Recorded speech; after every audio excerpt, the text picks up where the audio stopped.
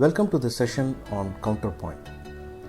In our earlier videos, we talked about melody and its relationship to harmony. Counterpoint brings in a third dimension to the melody-harmony relationship.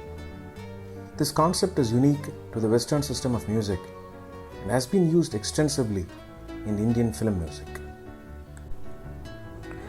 In this video, we will start with what a counterpoint is. Then we will talk about the different types of counterpoint. We will then move on to the four parts and talk about the relationship between counterpoint and harmony, and finally how counterpoint is used in Indian film music. So what is counterpoint? In Indian film music prior to mid-1960s, most of the melody was single-threaded. Basically, you had the main melody and all other melodies singing the same melody at the same pitch or an octave higher or lower. There was no concept of a contrasting melody.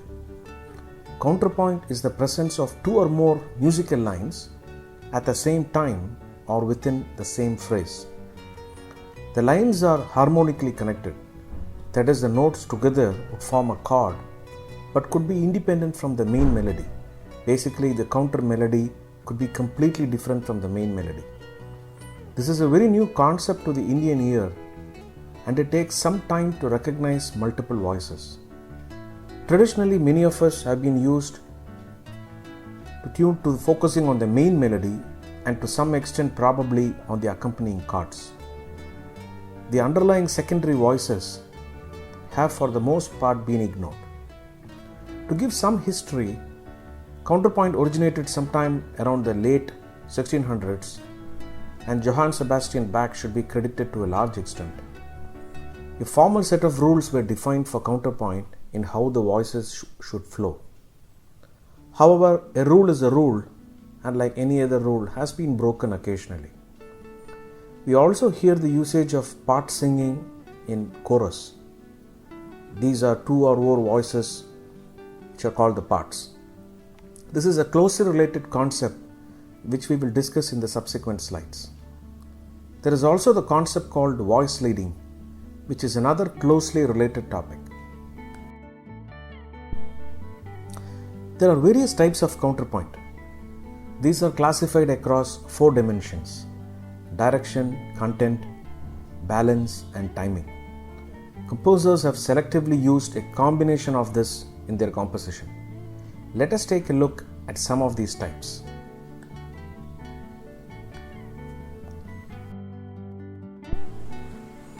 In the examples you see here, you will find for the most part two staff lines. The top is the main melody and the bottom half is the counter melody. On the top left corner, you see the illustration of the direction dimension. Here the focus is on the direction of the movement of the parts with respect to the main melody. They could either move in a parallel direction or move in a contrary direction. The top right corner is based on content. It is the extent to which the counter melody resembles the content of the main melody. Canon is one of the main examples in this area. You see the illustration of the song Ni Partha in a canon mode. The counter melody imitates after some time gap. Then we move on to the bottom left corner, which is balance. Here the driver is to provide a balance to the primary melody. The call and response format is like a Q&A format, which is very popular. The counter melody responds to the question from the main melody. Finally, the last quadrant indicates the timing. It is based on when the second part enters the fray. The illustration is from a Tamil song where you see parts entering after some time. It gives the listener time to grasp the arrival of many instruments. The idea here is to see how we use these in a song. We might not use every approach. Pick a few to make it sound interesting. We move on to the concept of four parts. Part singing is a term closely related to counterpoint and voice leading. Traditionally, the voices have been divided into four groups. These are based on the pitches of the various voices. They are divided into four groups, namely soprano, alto, tenor, and the bass. also called as SATB.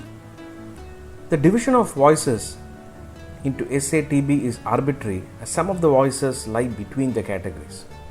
Tenor and bass are always sung by men, soprano and alto are sung by women. Part singing is the basis on choral singing or choir. In Indian classical, the approach is to sing in unison. That is, all the voices sing the same notes. In Western, this is avoided between the parts. This is the fundamental difference. While 2 and 3 parts have been heavily used in Indian film music, 4 parts is quite rare. You can see the usage in the song Potri Padadi in Tevar Magan.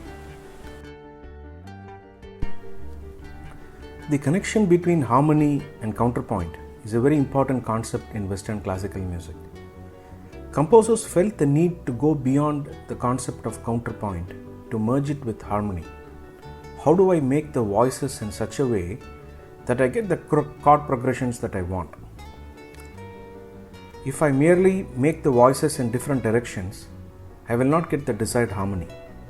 One way is to minimize jumps, make it smooth, and achieve a smooth progression. Enter the concept of voice leading. This ensures the balance between the movement and progressions. You will see the example illustrated.